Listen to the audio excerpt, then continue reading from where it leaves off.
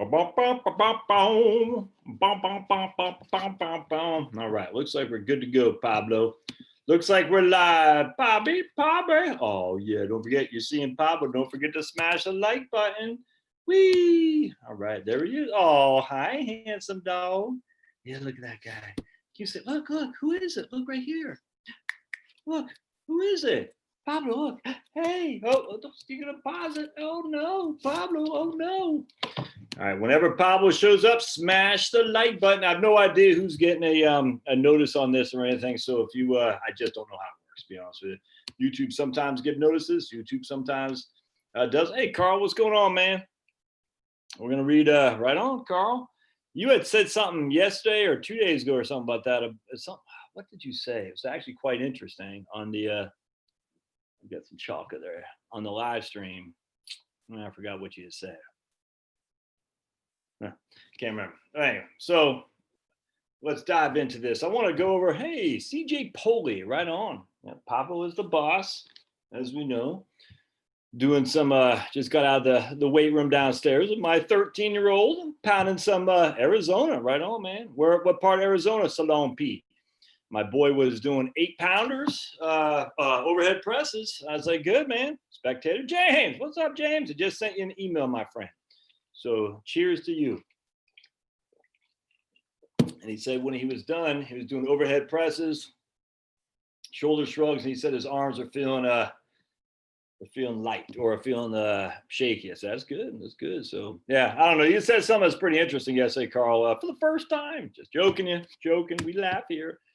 Seemed like I had something. I'm going to interview a guy named Michael Edison tomorrow, and let's bring him up real quick. He's a big fan, Scottsdale, right on.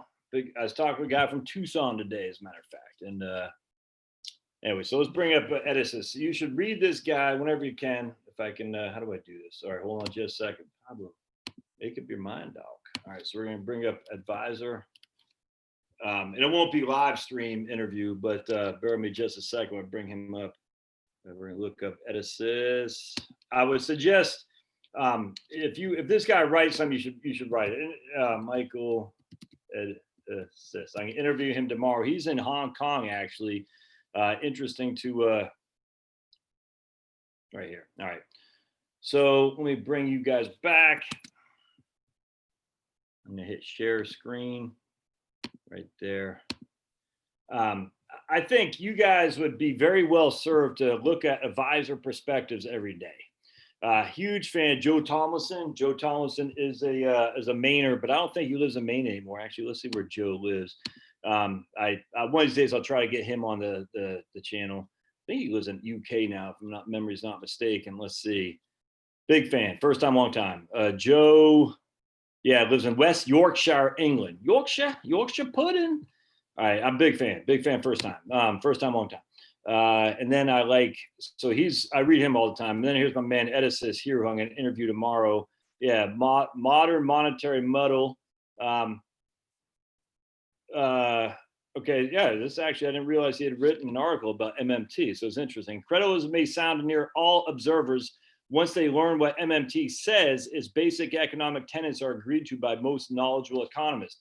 The dispute is not really over its core economic model, it's over fears of its perceived political implication. And I don't know about that. I don't know if I agree with that at all, that its dispute isn't over its basic economic models.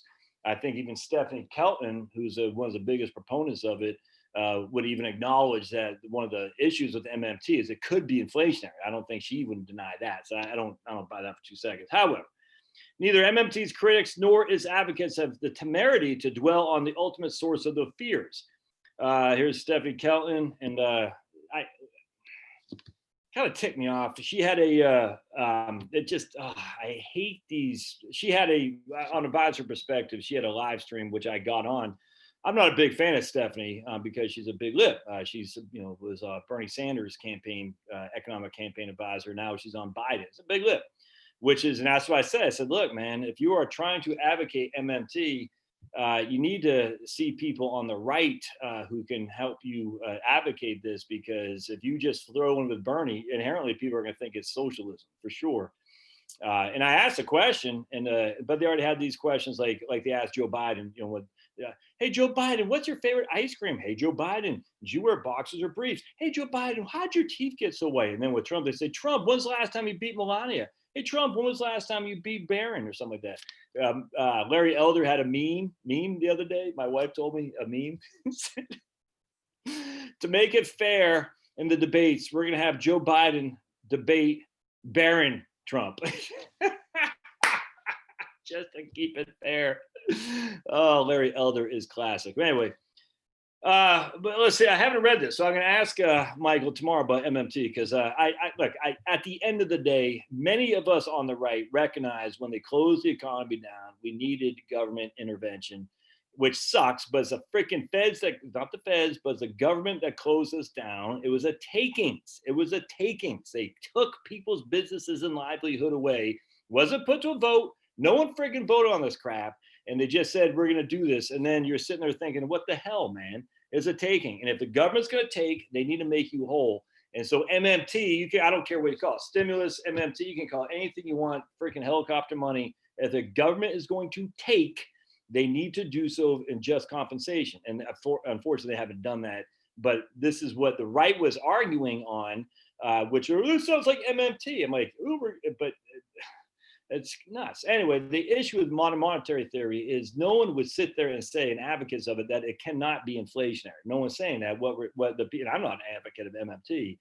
What the advocates would say, though, is as long as there is a demand gap, which is what's happening right now. In fact, I don't know if I have it on here. I was going to read you one of the articles I saw today that the credit cards are way down. There is not a demand surge. There is a demand retraction. There is not a demand side in economics right now. And that's Japan 101 right there. And when there's a demand contraction, that is, you need to stimulate the economy, not with lower interest rates, but actually government spending without question. I actually don't have a qualm with that, especially when you got infrastructure that's falling apart all over the place. So I don't have a qualm with that. We're never paying back the debt. I mean, let's just stop this paying back the debt. It's never going to happen. But Josh, you're going to cause inflation. Well, Japan isn't causing inflation, that's for sure.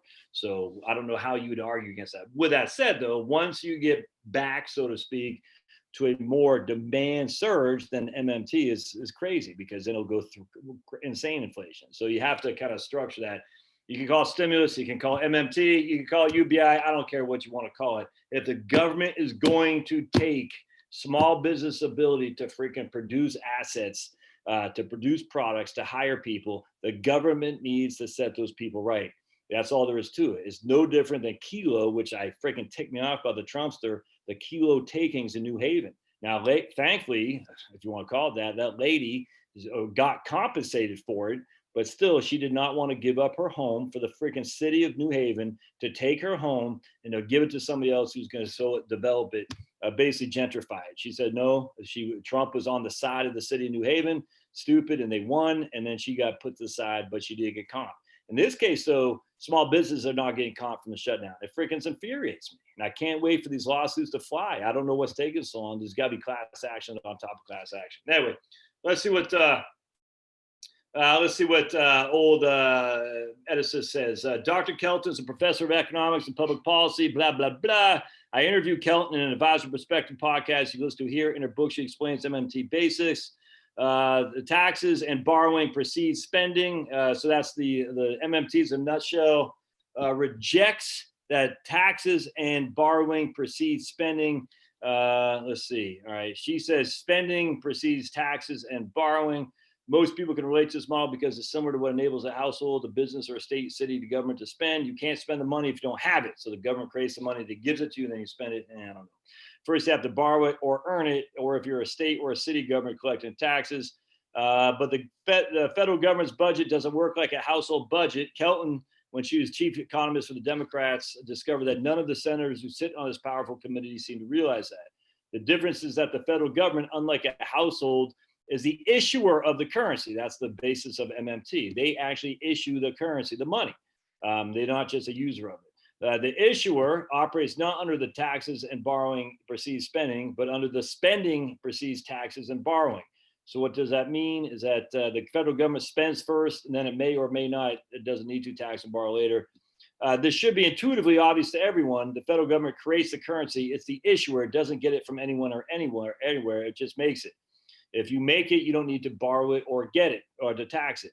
And since the U.S. left the gold standard in the early 1970s, it can create as much of it as it wants. There's no constraint, except, of course, inflation. So modern monetary theory focuses on inflation, not balancing the federal budget. Specifically, it focuses on whether we have enough resources to employ the amount of dollars that the federal government issues. If we don't have enough idle resources to put to use, there will be too many dollars chasing too few resources and thus inflation. But as long as we have resources that aren't being fully utilized, reflected, for example, in unemployment figures, the government can issue more money to employ those resources for productive purposes. It has no need to get that money by taxing or borrowing it just created. Let's see. And finally, Martin Wolf addressed MMT and its perceived shortcomings. He said modern is analytically correct so far as it goes, as Martin Wolf. I'm not familiar with him.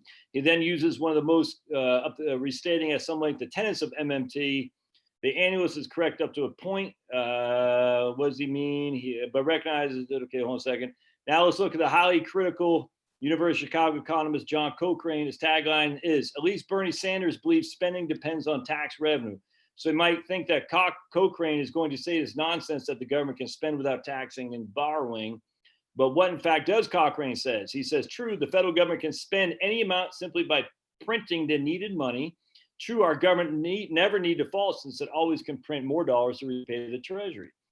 Again, though critical of MMT, he agrees with his basic premise. His critical reviews littered with sentences that starts out like, she starts well, again, she states correctly, but all right, well, that doesn't seem like all right. Paul Ryan, who's then Speaker of the House and a balanced budget hawk. Let's see, Ryan expressed concern that there's a financial crisis facing Social Security and that it could become insolvent. He therefore expected support from Greenspan for the scheme to help balance the budget by privatizing Social Security. But Greenspan, the witness began to answer the question that Greenspan was asked. Paul Ryan's face lost color. It wasn't the answer Ryan was looking for. Greenspan said, I wouldn't say the pay-as-you-go benefits are insecure in the sense there's nothing to prevent the federal government from creating as much money as it wants and paying to somebody. That's my whole issue when it comes to Social Security. Let's go a little further. All right, we'll have to stop that. That was pretty interesting. I want to ask him about this because I am interviewing this guy tomorrow. I'm a big fan. And he writes, every now and again, you'll see an article from him on Market Watch, by the way. So I'm looking forward to, right on, Miko. Miko says, my advice has been priceless. Well, I appreciate that. That's, is this happening? It looks like I'm stuck. Am I stuck in a, looks like let's see. Hold on just a second. I was just watching some Hodge twins talk about Trevor Noah. What Trevor is Trevor? I don't even watch that guy. Just every now and then I see a clip on that guy. That guy's not funny. Like, why is he on? It's weird, man. All right, cool. All right, looks like I got free. Trevor is just not a funny guy. I mean, there's so many funny people. Why would you hire Trevor Noah? It's the weirdest thing. And then isn't John Oliver too? Like, you're English or something? What, can't they find American comedians? Like, these guys just aren't funny, man. It's weird. I don't get it. It's like there's tons of left-wing comics in the U.S. Why hire John Oliver or Trevor Noah? Strange. Carl says, what are my thoughts on bonds in a taxable account versus traditional IRA? If you got $2 and tap in taxable account first, go aggressive. Yeah, I don't, I don't, no reason to have bonds. I won't have any bonds. I'm 12 years out. So I guess I'm confused. All right, so that was, I'm confused, Carl. I want to read, though. I want to go back and share with you something else here. This is actually what I wanted to read. So that's the guy I'm interviewing tomorrow, so stay tuned. I won't do a live stream, but I'm going to post it tomorrow, that the interview with Edison. I'm a big fan. But when I say big fan, I think he's from the left for sure. And I'm not, you know what I'm saying? But I think there's a lot of interesting stuff he talks about, the silliness of the financial advisory community, investment management, which I agree with 100% about some of the, what's the word I'm looking for? The fake, not even fake, it's like just deceiving stuff that comes out of the business. I can't wait to chat with him because it friggin' ticks me off. Oh, you need to, I was watching Fisher Investments, they're advertising like crazy on the US Open. I cannot believe I'm actually enjoying the US Open. I can honestly say I never thought I'd say that, but tennis, but I like it. It's fun. The men are freaking insane. I'm like, whoa, it's nuts. But anyway, so when I'm watching the U.S. Open, and they got Fisher Investments advertising like crazy, and they say, we only do well when you do well. I said, well, that's simply not true, because you're doing well even when charlatans, yes, that's it, financial charlatans, you're still doing well even when the client does poorly, i.e., yes, you might not be making as much money, but you are still making money, Fisher, where the client is literally losing money.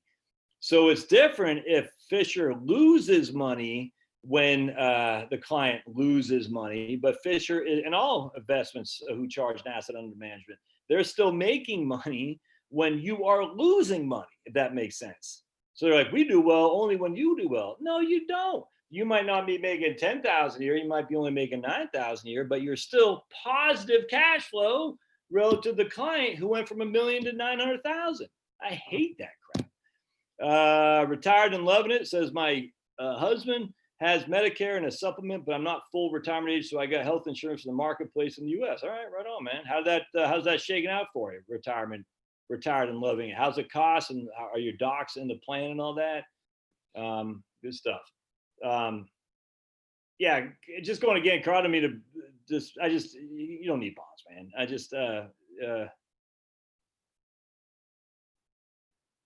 Because you're not. Are you saying you're taxing those accounts? You're tapping those accounts? I don't get it. Are you tapping those accounts to live on? Is that what you're saying? You're taxing? Is that so? I'm confused. Like you're saying you're tapping your taxable accounts while you're allowing your IRAs to grow. I'm confused. All right. So it's I want to share this other article. This was fantastic. All right. So this is. Let me just hide this real quick. All right, so I'm on LinkedIn, and I connected to my man Sadipto Banerjee, who I've been a huge fan for many moons. I cite him a lot in this book, or at least his work. I'm sure I cite him a lot in his book. Big fan, first time, long time. And I want to share with you one of these articles he had written. Let me just download this real quick. And I'm going to hold on just a second. We're going to make sure I open this one up, because this was fan-freaking-tastic. Yes, right here. A new way to calculate retirement healthcare costs. All right. So let's go back. Oh, yeah. This is great. This is great. All right. So he's now with TIAA-CREF, not TIAA-CREF, T. Rowe Price, excuse me. He used to be with EBRI, the Employee Benefits Research Institute. Hold on just a second, my friends. Let me make sure I can see.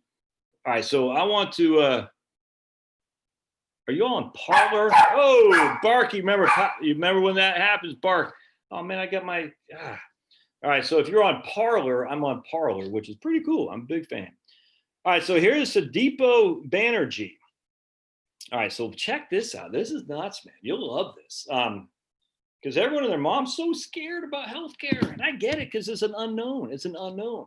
But listen, a new way to calculate retirement healthcare costs. Separating premiums and out-of-pocket costs make it easier to plan for expenses. We believe viewing retirement healthcare costs as an annual expense instead of as a lump sum makes it easier for retirees to plan and pay for them. Health insurance premiums are usually fixed and can be budgeted for and funded from monthly income. Health insurance premiums being essentially $150 for a Part B, $50 for Part D, and roughly $150 for Medigap. I mean, that's $200 for Part B and Part D, and another $350 a month. That's just water. It had too much ice. $350 a month times 12, that's $4,200 a year. That's what you budget. Now, that does not include dental. It does not. And I talked about that yesterday in an article. The two biggest costs that took retirees by surprise are dental and fixing up homes, roof and stuff like that. But if you can budget $4,200 a year for Medicare, and then I'd probably add another $1,000 for out-of-pocket expenses and whatnot. That's about $5,000 a year. You're spot on, man. All right. So anyway, on the other hand, out-of-pocket expenses, OOP, can vary from month to month and could be paid for from savings or funds earmarked for those purposes. Retirement healthcare costs can vary widely depending on the type of insurance a retiree chooses, Medigap versus Part C, which is Medicare Advantage, if you have the money, look, I am not an expert on this. I don't sell it. Talk to my man J.O. over in Michigan, J.A.E. space O.H., a Korean name, great guy. His dad's a medical doctor. Jay studied arbitrage trading strategies in college. I forgot where he went. And then, or Danielle Roberts at Boomer Benefits in Texas. So J.O.'s, I can't remember. I can't remember his website. I got the book, man. This Maximizing Your Medicare. I know that's his book. And then Daniel Roberts, Boomer Benefits. But what I'm trying to say is, at the end of the day, I would think most people say if you have the resources, you should buy Medigap. I think most people agree with that. All right. Let's see. Healthcare costs are top of the mind for every retiree or anyone who's nearing retirement. T. Rowe Price Retirement Study says the top 3 spending concerns of retirees are paying for long-term care, health insurance premiums, and out-of-pocket expenses for healthcare. The projected healthcare costs in retirement provided by some of the leading experts sounds alarming. In his latest 2018 projection, the EBRI, from where Sedito used to write for, estimates that to have a 90% chance of covering all their health insurance premiums and out-of-pocket expenses, a 65-year-old couple will need $296,000. And according to the most recent Boston College Center for Retirement Research survey, a typical 65-year-old couple can expect to spend $197,000 over the remaining lifetime, with a 5% chance they'll spend $311,000. All right, I freaking hate that. I hate that. So what Sadipo is going to talk about how silly that is. These numbers don't include long-term care costs, which could be catastrophic. While these numbers offer a good deal of how expensive retirement health care could be, they are not very helpful for individual financial planning. Why? Lump sum estimates of healthcare costs covering the entire duration of a retirement are not useful for budgeting and planning purposes. Healthcare expenses are not incurred as lump sums. Individuals have to make their health decisions based on their financial resource at any given point of time. There are embedded healthcare coverage assumptions in most of these calculations. Health insurance coverage varies very significantly for retired Americans, even under the broad umbrella of Medicare. It is not clear if any particular type of health insurance can be termed as typical. Combining premiums and out-of-pocket costs tends to distort the risk of healthcare costs in retirement and thus complicates financial planning.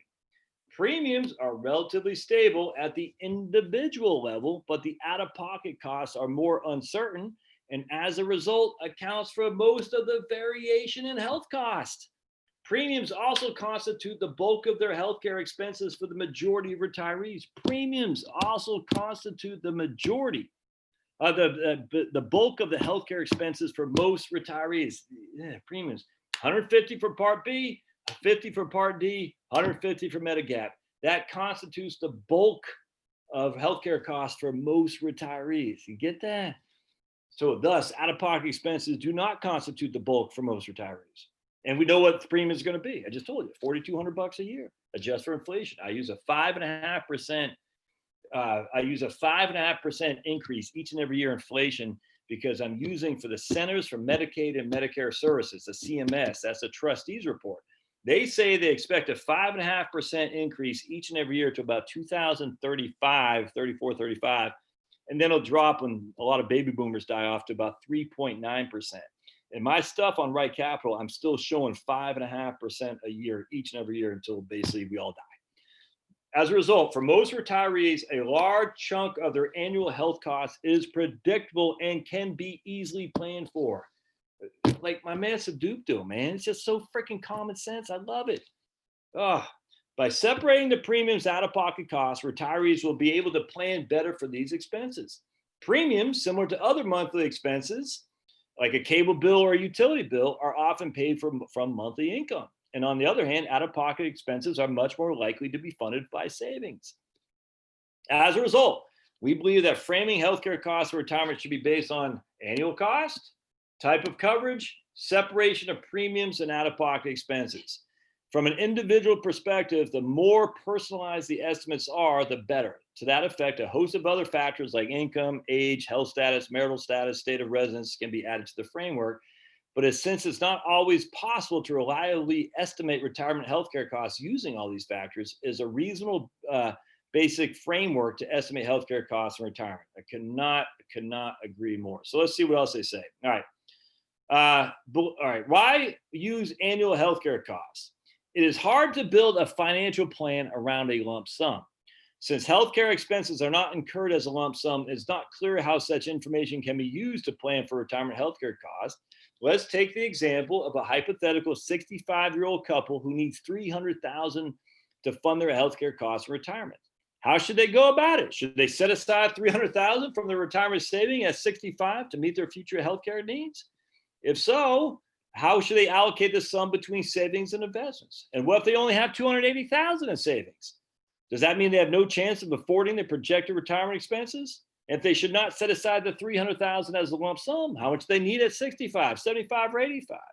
These type of questions immediately point out the problems one might face with using the lump sum estimates for healthcare costs. The burden of healthcare costs seems higher when the cumulative approach is applied alone without including income and assets. If we're going to treat healthcare as a lump sum, let's apply that framework to the entire financial situation of a household and include assets and income. Hallelujah. Again, let's take our 65-year-old example. Assume these people have $400,000 in retirement savings and their combined monthly Social Security is $2,000 a month. Surely the $300,000 needed for healthcare costs might seem daunting. But instead of saying they receive $2,000 a month from Social Security, let's say that with an annual 2% cost of living adjustment, the couple will receive approximately $583,000 in Social Security benefits over the next 20 years. So now, with almost $1 million in assets between Social Security and that $400,000 investments, the $300,000 projected for healthcare expenses seems less alarming. It's almost like the industry wants you to be alarmed. Why would that be? What could possibly be? Which is why I'm shocked that T. Rowe Price is allowing this out. T. Rowe Price is a good firm. Stuff like this makes me happy when skies are gray. That's good stuff, man. The fact that T. Rowe hired this guy, my man Joshua Deitch or Deitch, I'm not sure how to pronounce the last name, who writing common sense stuff on healthcare makes me quite favorable towards T. Rowe Price. Keep in mind that assets usually appreciate over time. So let's assume the $400,000 they have in investments can return 4% nominal return each year. All right. Now they have another $320,000, not adjusting for inflation, worth of income generated over their retirement savings over 20 years. Between retirement savings of $400,000 and lifetime Social Security of $583,000, that makes $300. They have approximately $1.3 million when you factor in the growth of that $400,000. That makes the $300,000 in healthcare costs seem a lot easier to contend with, doesn't it? This example clearly shows the perception of risk changes based on how these costs are framed. Instead of converting everything into a cumulative lump sum covering decades, it is better and more prescriptive to provide annual or point-in-time estimates. And it goes through what's Part A, Part B, Part C, and Part D, which I've talked about a million times, so I'm not going to get into that here. I want to show you, if they show you, look at the share of premiums. You got Medicare Part A, B, and D. That doesn't Medigap right here. All right, so 82 median percentage of share of individual health insurance premiums. Look at the share of premiums to total healthcare costs. So look, 82% of the median, that means 50% pay more, 50% pay less, go to A, B, D, and Medigap. 82%. So remember we said $4,200 a year, and that right there, A, B, and D, that's 82% of your premiums. Out-of-pocket costs are only 18%. Only 18%. That's a variable cost, but the fix is 82%. You can budget the 82% just knowing what these cost. I hope that makes sense. It infuriates me, man. We're sitting there having these people say, and look, even the Medigap, you can see it goes up from 76 to 82. So Medigap is a very cheap insurance for the benefits that you get.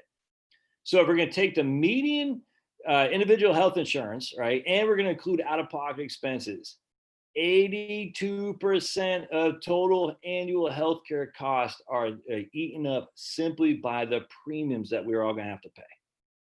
The other 18% is out-of-pocket costs. Again, out-of-pocket costs are not extraordinary for the vast majority of people. They're just not. Doesn't mean they won't be for you. I don't know. But to sit there and say, oh my goodness, and then if you have your home paid off, your home is your long-term care coverage, man.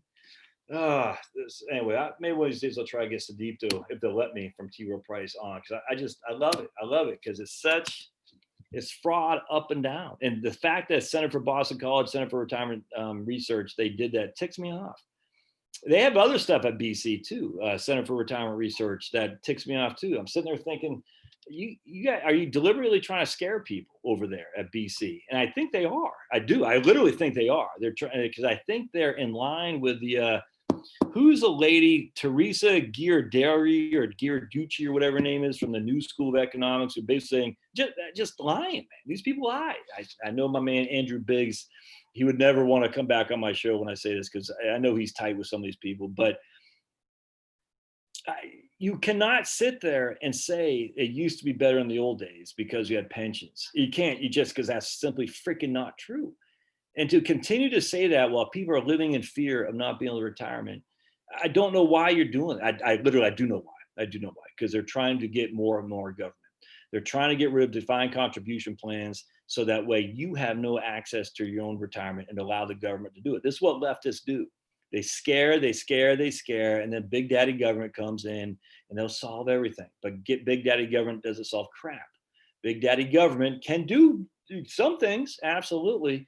When it comes to retirement, though, I was talking to a guy, I was reading some stuff on VA this morning. Freaking ticked me off too. Ticked off what? Ticked off. Oh, so angry. But anyway, just talking about the Veterans Administration under Obama. It's horrible, man. In fact, if I can find that article, they're talking about, all these people died under COVID-19. And they said, well, 800,000 people died in VA under Obama Biden. No one's talking about that. And all these veterans, these weren't just these were honorable people, couldn't get help, couldn't get care. And Obama and Biden didn't give two craps. And then Trump says, you can go to any doctor you want, essentially, if you're in VA. And that changed everything, just that one move. I'm sure there's still issues with VA, I guarantee it. But the facts are 800,000 people died while waiting for freaking stuff for VA. You're not going to find more of a single payer than VA. That's not at least Medicare is a voucher system. VA is not. You go to VA, the government does everything, and it's freaking sickening.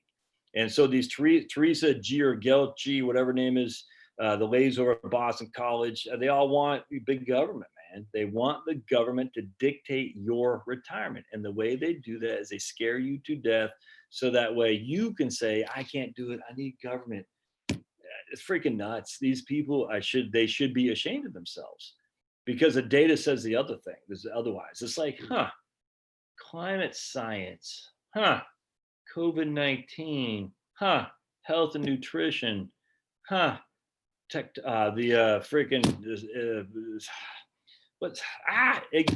Semmelweis, the old doctor from Vienna, was it tectonic plates? What else is out there? They all scare you so they can take more of your freedom away.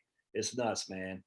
Now you got JA says my video showing how to retire at 55 helps him a lot. Yeah, taxable first. Okay, I got you. Yeah, so if you're gonna tap into your stuff, Carl, I'd take it from the bonds, absolutely, and let your stocks grow. But I'm not sure why you're doing that. My preference would be the other way.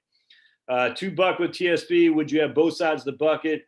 Yeah, well, the drawback with TSP, I don't know why everyone thinks this is a drawback unless I'm missing something. The drawback about TSP is even under the TSP Modernization Act, you still have prorated accounts from which you can take the money out of. So if you have G fund and C fund, you can't say give it to me from the C fund and allow the G fund, or give it to me from the G fund and allow the C fund to stay put. You got to take prorated.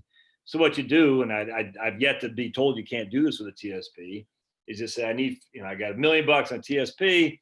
I got 500,000 in the G, 500,000 in the C. I'm going to put and I need $50,000.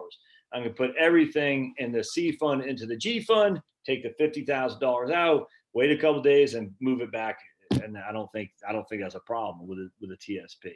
And so it's just, it's a pain in the butt. It's stupid you have to do that, but that's the TSP for you. So, but I like the G fund because it's guaranteed and it pays you more than the cash does. So that's for sure. So I'd like to keep the G fund. James, my man J.O. Let's see if I can't find old J here. Hold on just a second. Anyway, so if you guys are on LinkedIn, definitely link up at my aunt Sadipto Banerjee.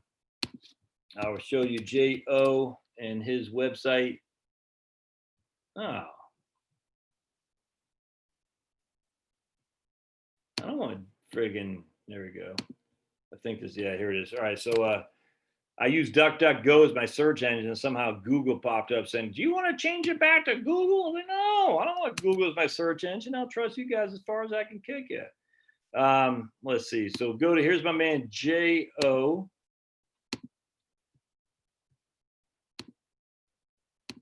Right. Where is it? I think it's right here. J's right here. Yeah. This is JWO.com. JWO.com. Maximize your Medicare. Yep, there's his book right there. GH2 Benefits. That's his company, GH2 Benefits. Not sure why it's there. We go. Okay, cool. Got a great blog. So JWO.com, financial planning, insurance, health, and annuities, online quoting. But he's got a blog on here too. Maybe he's not doing the blog. Maybe he's just doing YouTube now. But anyway, here you go. So link right, gh2benefits.com, James, gh2benefits.com. Now remember, all these guys are licensed in almost every state. So Jay is licensed in most states. I know that. And then you go to Boomer Benefits. This is Danielle Roberts. And I've had people happy with both people, Jay and Danielle. And she's out of Fort Worth, but they're all licensed in the vast majority of states. I think Danielle's licensed in 43. Off the top of my head, I can't remember how many Jay's licensed in. But all right, so let's. Now I didn't miss anything. Pulverizer. We just solved the world's problems. Oh, I don't think there's any income limit to use healthcare. The VA, Brian. I don't think so. I was listening to a guy. Oh, I was talking to a guy today, a client, who was Air Force, and he was on the flight line of the Air Force, and he's not retired like me. He just served, I don't know, a couple of years or something like that. And his dad told him to go to the VA because if he goes to the VA because his hearing's bad, he'll be under the VA. And apparently he is. And I said, really? I tried because I can't, my hearing, my left ear, my right ear, one of these ears, I don't hear that well either. And everyone I talk to says, go to the VA, you got to reapply. And I've done it once and I just got denied. So anyway, this guy was able to go down to the VA and he's on VA system. So he says he's covered health insurance wise. So really? So anyway, right on, James. The media is full of it in election mode. They're trying to paint the most bleak picture of Trump. And it worked in 92 with Clinton against George H.W. Bush. They were able to work with them, but there's no alternative media back then. The only guy was Rush Limbaugh. That was it. And the media in Washington Times. If you didn't live in D.C., though, you didn't get the Washington Times. So the only alternative media back then was the Washington Times. And I did live in D.C., so I got the Washington Times. Everything else is far left stuff. And the worst recession we've had since World War II and stuff. And the media, it was nuts. And they haven't changed their stripes. They've gotten worse and worse and worse. But thankfully, we have alternative media now, which is good. And as much as YouTube and stuff drives me crazy, they still let people have a voice, which is good. Hey, Dana, what's going on in Maine, man? All right, so let's, I want to go back to, so Josh, we got hearing aids from the VA. I'm not service connected for hearing loss. Wow. That's interesting because I don't know if, I mean, I was 11 Bravo, you know what I'm saying? And I told you the story, right? When I was, so I went to Ranger School and I was in Dahlonega, just up here. And look, I'm not cut out for that crap. I'll tell you that right now. I was able to carry M60s and spare barrels and ammo and all that. I could not lead a freaking, I couldn't lead the platoon out of an open door of a barn. Let's put it that way. I just like, dude, anyway, I'll never forget this sitting there.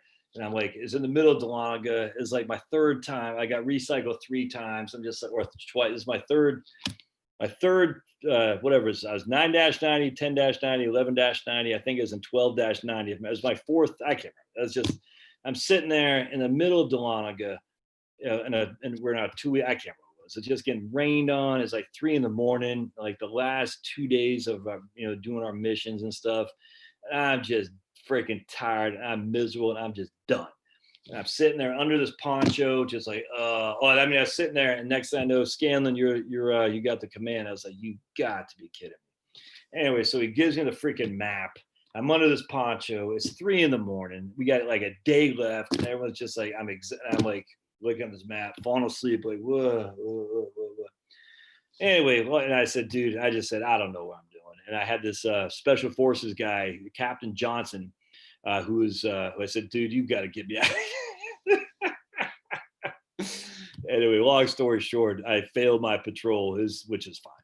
Anyway, so we get back to where the thing was up there in Dahlonega, and where the barracks were, and we're clearing our rounds, and this guy next to me is lieutenant, who literally, when you have to rappel down the side of a cliff up there. I'm not that, I don't like that stuff. I'm not, and I like being outside in the woods, and I like gardening and stuff, but I don't like rappelling. I'm scared. I'm a big fat baby when it comes to this stuff. But this same lieutenant, I had to get on my, you have to rappel with some dude on your back or something like that. And he's the guy I got on my back. I'll never forget the look, because I can't tie a knot. I couldn't do any of that. But this is 1990. I'll never forget this guy was looking at me like, dude, you got to be S-ing me. I got to get on your back.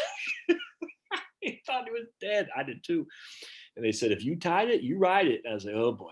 Long story short, so we're clearing our weapons, and he and he was tired too, and he was kind of a geek like me. I'm sure he didn't pass either, but he went to clear his weapon, and he shot. And it's not a real round, but it's a blank, and you have these little things on top of your flash suppressor, and it went right in my, like, it was like right here, man. His rifle was right there. Went, and that freaking hurt like hell. I'll never forget that. I was like, remember, I couldn't hear for crap for a little bit. And I was like, they're like, you want to go to whatever it was? And I was like, no, I'm fine. But anyway, I'm sure I can use that as my excuse why I can't hear for crap. And I'm sure it has something to do with that. But I'll never forget that. I was like, dude, it hurt, man. And it was, and you had like little shrapnel up there and everything. It's crazy. Anyway, that was my story about not being able to hear it. But I never wrote anything up. When I got out and I separated from service, I never did anything. I just want to get the hell out of Dodge, man. I'll never forget. 27th February 92, February 27th, 1992, ETS. But who's counting the days? I'll never forget. They're like, did you have any medical? I said, hell no, just get me out of here. My TA-50, I just want to leave. Oh, it's the best day of my life. I will never, ever forget. My man, Brian Rao from Maryville, from Johnson City, Tennessee. He took a picture of me signing my ETS papers with the freaking the sergeant. Was Sergeant Major? First sergeant. I think it was Sergeant Major sitting right there. And I said, yeah. And I'll never forget looking over him, signing it. Oh man, that was like the best. And I think I still have my, we used to call them BDUs back then. And I think I still had to wear them. I think. And I got out of my BDUs. I put on jeans and a freaking, I don't know, like a freaking Slayer t-shirt, and I just did him out. And it was like, oh my, that was like literally, man, I cannot explain how wonderful feeling that was. Driving out 81 from Fort Drum, and I'll never forget, some chick came up next to me coming down to 81, like through Binghamton or something like that, or even up before that. And we played like road tag, you know what I'm saying? It was fun. And then we stopped and ate at McDonald's, and she's some big lib. And I just remember she's going to some place in Manhattan for college. And I say, I just got out of the Army. And it was just funny. It was back the days when people were a little bit more, no one was sitting there thinking, oh my goodness, someone's going to get killed. It was just fun, man. I just remember saying, oh, life is good. I'm, talking to chicks on the way out of on the drive home from 81. I used to smoke packs of Newports. And I was like, man, I'm just going to get home and drink some beers. It was awesome, dude. It was like the best feeling ever. This is why I tell my kids, you got to go in the military, but the military sucks. I said, go in the military, it sucks, but getting out is like, it's like the best thing ever. You know what I'm saying? Yeah, all you guys, Jim, you know what I'm saying? When you got out 11 Bravo, 83 in Fort Benning. Damn, dude, I was 88. So when I was in Fort Benning, we just went over to the new barracks. You all had the Harmony Church barracks, I think, if memory serves, and we went to Sand Hill. We were just in the new barracks at Benning, so you were in the old Benning.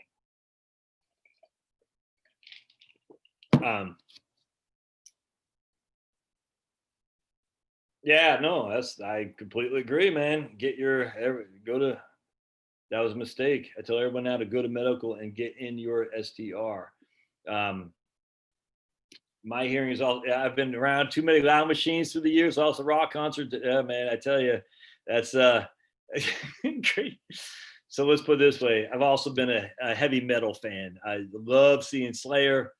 I've seen so many shows over. Hardcore, Sandhill, right on. Okay, Yeah, okay. Um, but man, I've been in so many shows, so many loud shows, just sitting there with those freaking amps just blowing your mind and just, oh my goodness. And I tell you, I'm a hardcore kid, generally speaking, but Slayer, there's no show was meaner than Slayer. Let's just put it that way. When you go to a Slayer show, you're coming out bloodied and beaten, and it's the best feeling ever, really. I've always had short hair too, so I never fit in with the metalheads. But man, for Sandhill, yeah, was okay. What was the 11B and 12B? I don't even know what 12B is. What is that, Ward? What's a 12B? I'm not even sure. Is that artillery? I imagine if that's artillery. That's got to be crazy, man. I don't know what A61 is, Jim. What's that? A61?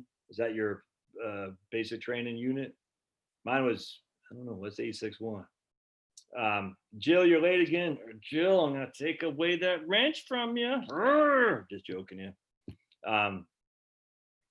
Did you get the notification, Jill, that I was doing this? I just like doing the live streams. Combat engineer, oof, that's a tough gig, man. I'm trying to tell my kids, my boys, even my girls. I was like, man, just go to be a Navy CV or a combat engineer.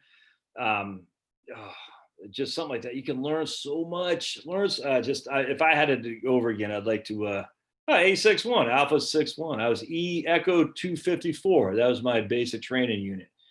Common engineer, boom.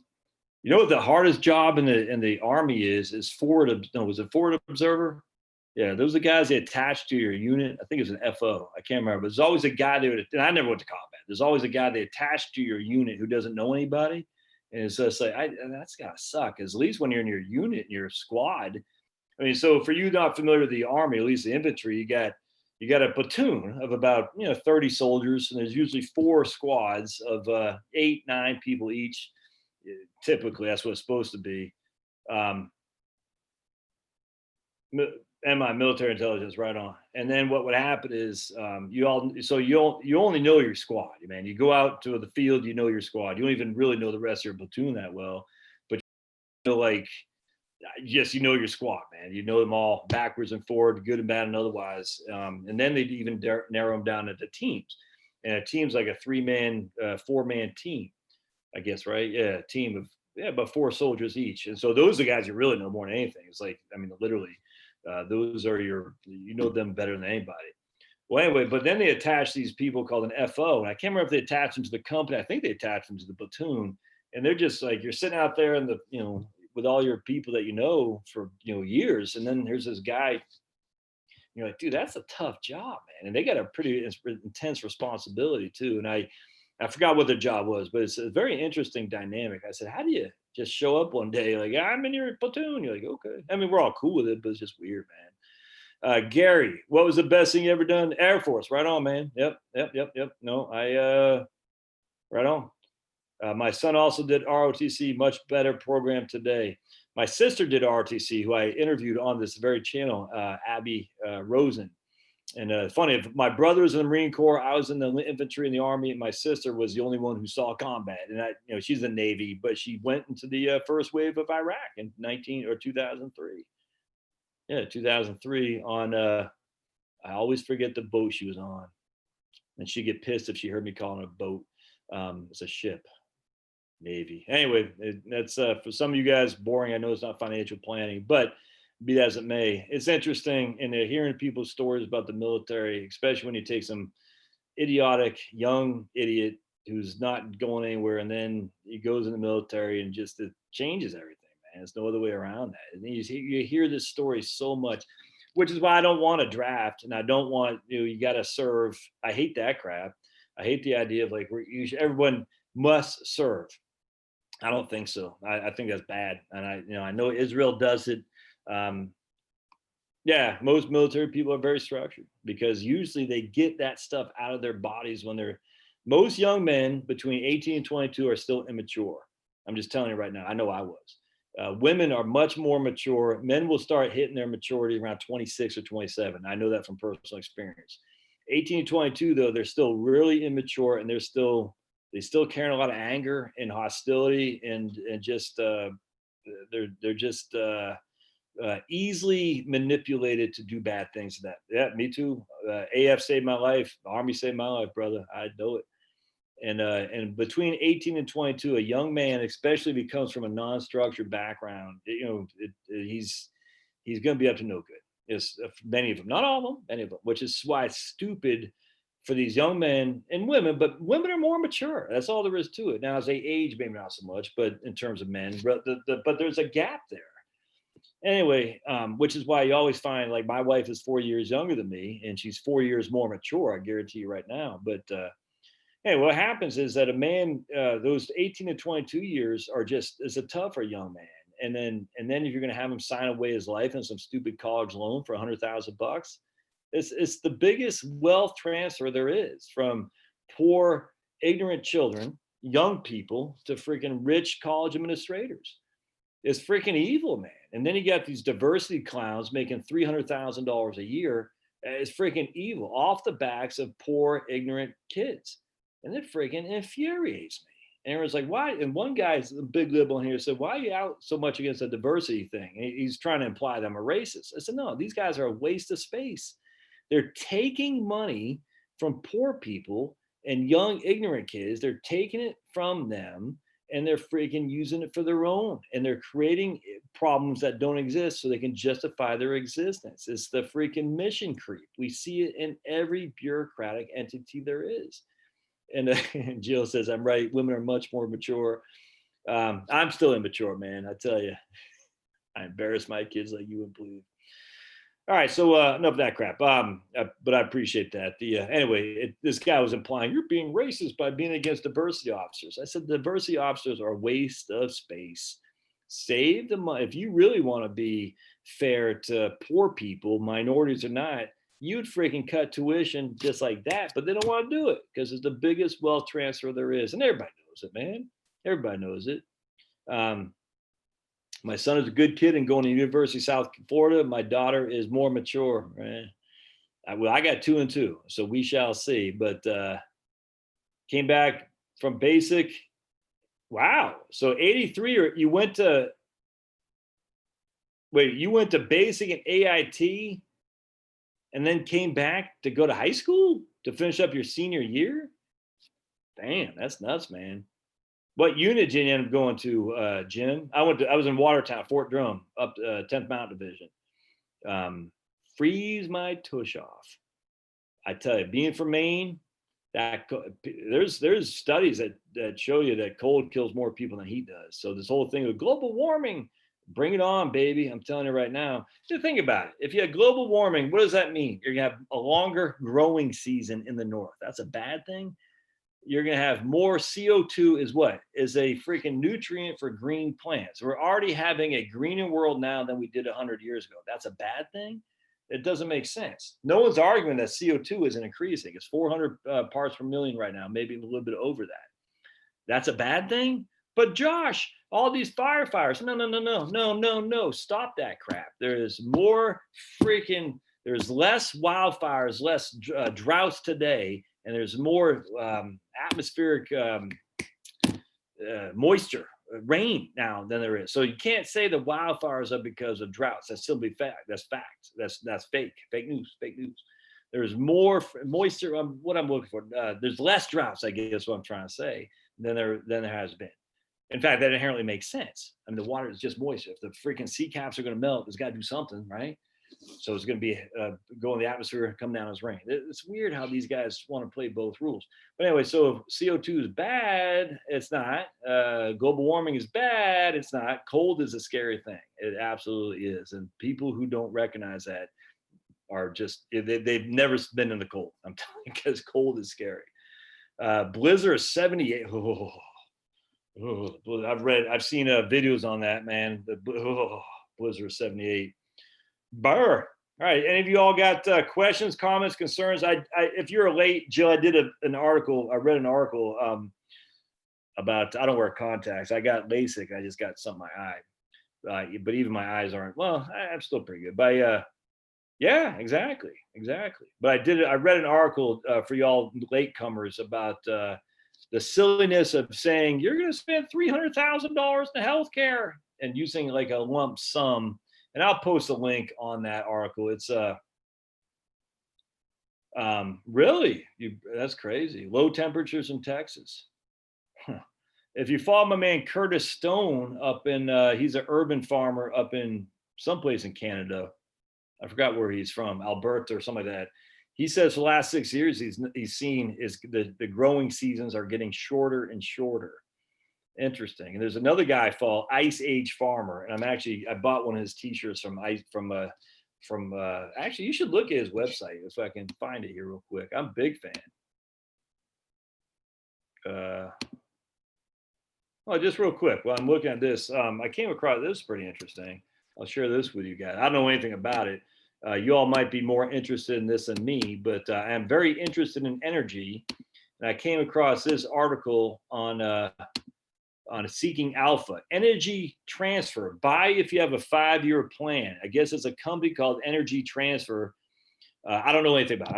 I don't know anything, but I like energy. I like stuff about energy because that's certainly the wave of the future. It's not going to be solar PV. It's just not. It's certainly not going to be wind turbines. My goodness. Just the whole idea of wind turbines is just insane.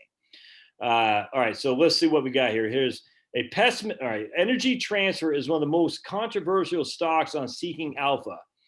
There's no shortage of opinions. I am one of the pros, all right, and I've written an article in April talking about Energy Transfer, best of breed oil and gas pipeline company.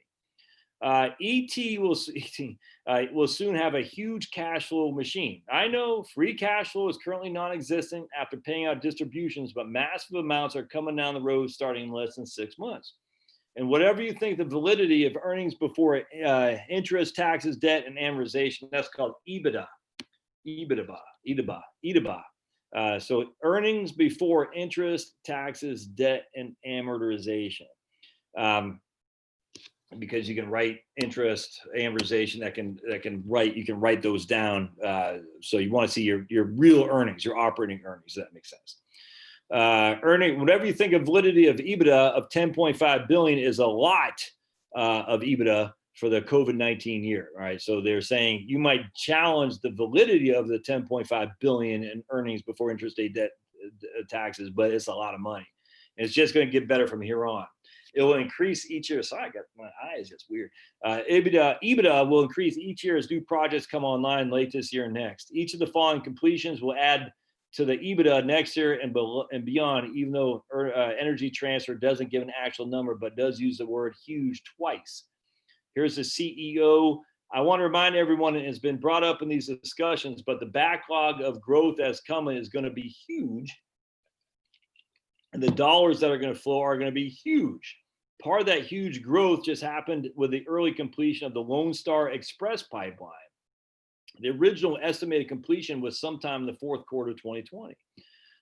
It says it completed the Lone Star Express pipeline, adding more than 400,000 barrels a day of natural gas liquid capacity to the existing Lone Star pipeline. All right, so that's 400,000 barrels a day capacity. That doesn't mean it's happening; it just means it has capacity.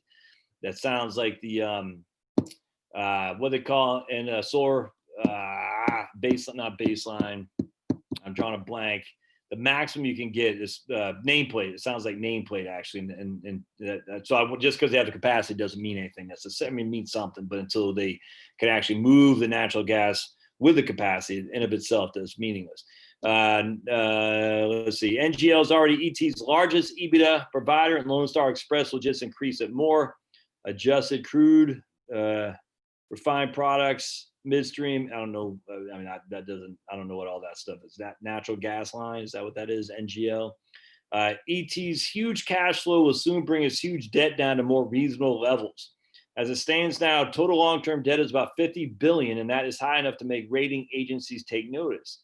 And ET has confirmed that maintaining its investment grade rating is a high priority. All right. With the current debt to EBITDA about 5, ET will easily be able to lower that rate to under 4.5 just by using the growth CapEx savings available to it over the next 3 years. That doesn't include any huge growth dollars mentioned by the CEO above. Bond buyers don't seem to be concerned about the credit metrics. Bond buyers tend to be some of the more conservative investors. I agree. That's why I often check bond prices to see what credit savvy buyers think about a company's prospects.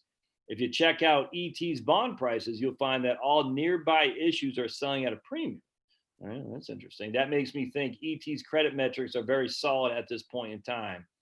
Here's one of the most recent bond issues in 2019. An unsecured bond that's due in 30 years, 2049, is selling at 104. So again, that's a good place to talk about bonds.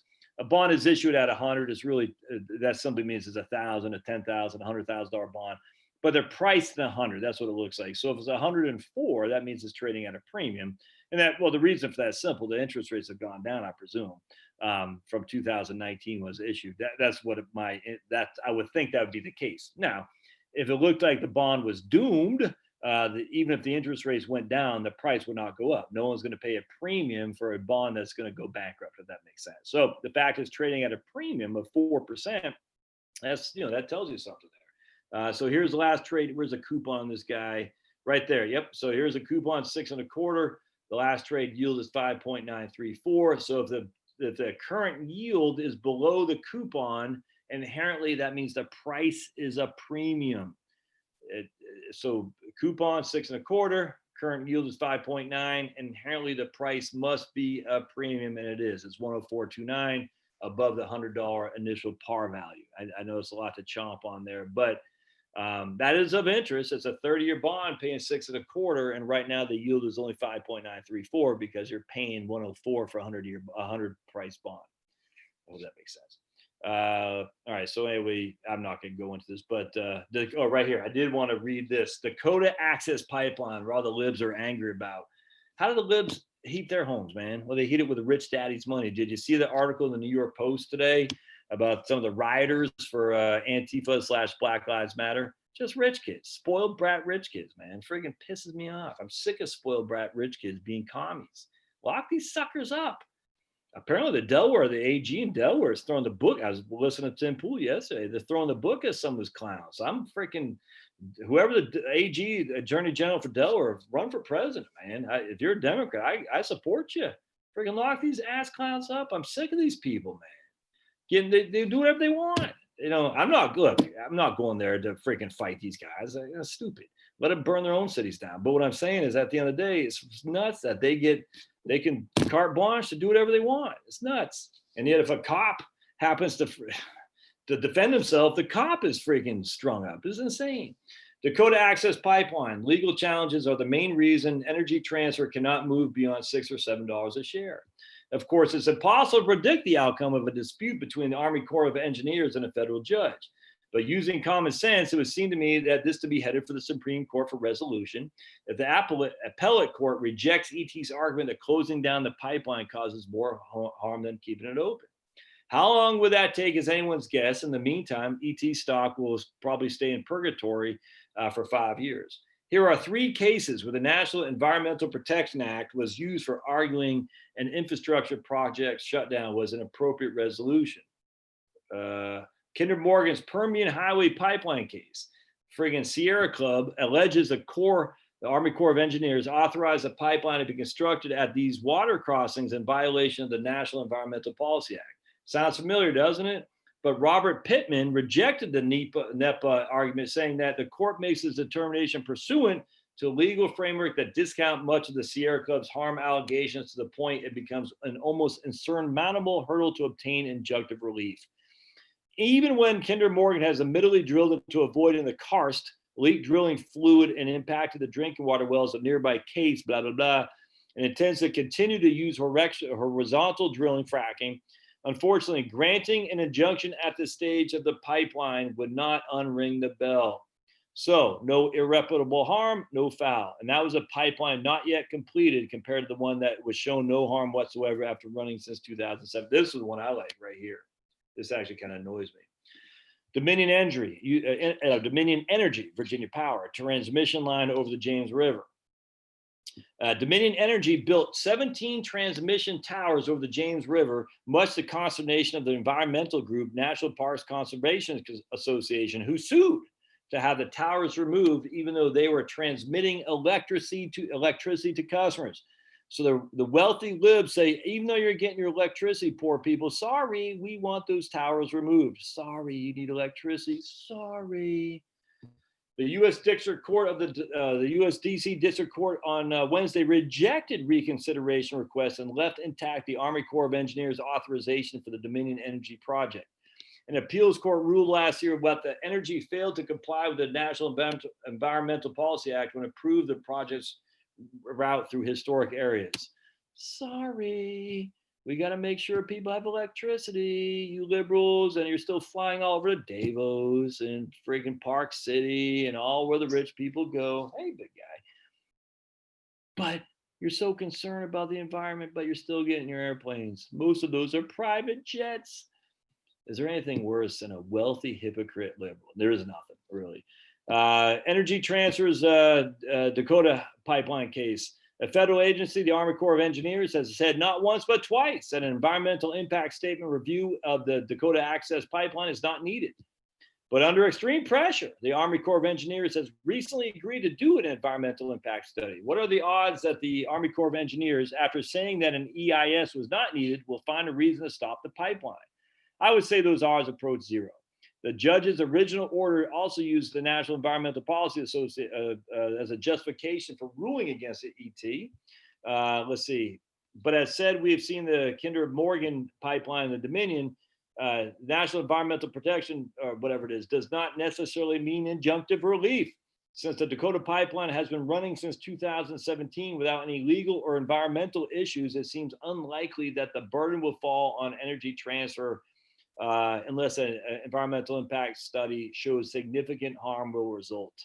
In 2015, the Obama administration unveiled the FAST, Fixing America's Surface Transportation, part of which is designed to speed up the completion of infrastructure projects, including pipelines, by minimizing endless lawsuits by environmental and other groups. Here's what Columbia Law School said about FAST. Pursuant to FAST, when considering a request for a preliminary injunction, the court shall consider the potential effect on public health, safety, blah, blah, blah. This change is potentially significant because even if a new an NEPA or permitting violations occurred, physical construction of the project may preclude meaningful relief. So even Obama recognized the need to tell these freaking environmentalists to pound sand. Obama. Not me, not Trump, but Obama. One up for Obama. Man. Anyway, that's fantastic. Bob Kendall is all right. So I'm a big fan. So I don't know anything about Energy Transfer. Do not take this as a recommendation. I just thought that was interesting. Let's see. Let's see. All right, because there's no forest fire. There's no forest fires before civilization. Exactly. I like reading the comments on Seeking Alpha. They're all bickering each other, and oftentimes all sides of the arguments can make sense. Yeah, it's weird like that. Vic says he had ET stock for a while. They're using debt to pay dividends. That's scary. Jill says she's nervous about election chaos with these millions of bogus Biden ballots. Feels like the market will drop big. But hate to screw around with my investments. I don't think the market is going to tank when Biden. He said when, if Biden wins, I just don't think so. I think the market likes Biden. I do. I think the globalists recognize Biden for what he is. He's not. Literally, Biden's nothing. I mean, the more I watch this guy, it's sad. I feel bad for this guy, and his wife is a freaking piece of crap because she's allowing this to happen because she's so desperate for power. It's nuts to me. Nuts. The guy is not there. He's just an empty suit. I mean, almost literally an empty suit. But at the end of the day, the Democrats go to power, to go to office to get power, to get rich. That's what they do, man. They go to power, they go to office to get rich. And Biden and all his hangers-on want to get rich off the globalist stuff. There's no other way around that. And low free trade, yeah, right, free my butt, plus cheap labor. and the market like it. The market has dropped in the past week. What's that chaos about, man? I don't know. The Kendall Report or FX Evolution, both good vloggers on the market, price pressure momentum. I missed a boat on Tesla. How do you bridge from age 62 to 65 for health insurance? You're going to have to get either MetaShare or something like that. Liberty is one of those Christian share groups, which I'm a big fan of, or you just have to go on ACA, the exchange. I've heard both about the ACA, but if, frankly, if you don't need coverage in terms of you're not likely to keel over, and just get the stupid ACA and just, make sure you don't kill yourself. Or I should say, kill yourself is easy. Make sure you don't get a debilitating illness that could strike you down.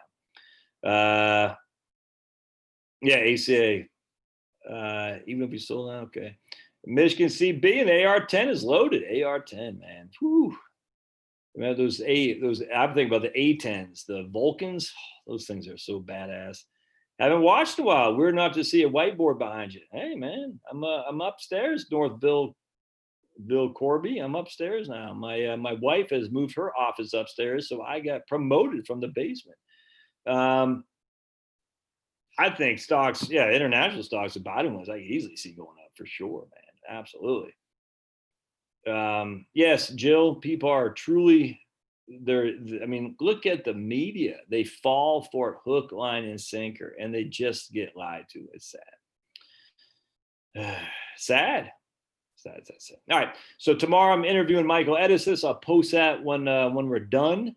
We'll do another live stream Sunday. I'm doing a live stream on Monday as well at 8 p.m. Eastern time. This will be interesting. I'll share with you. Some of you guys might not like it.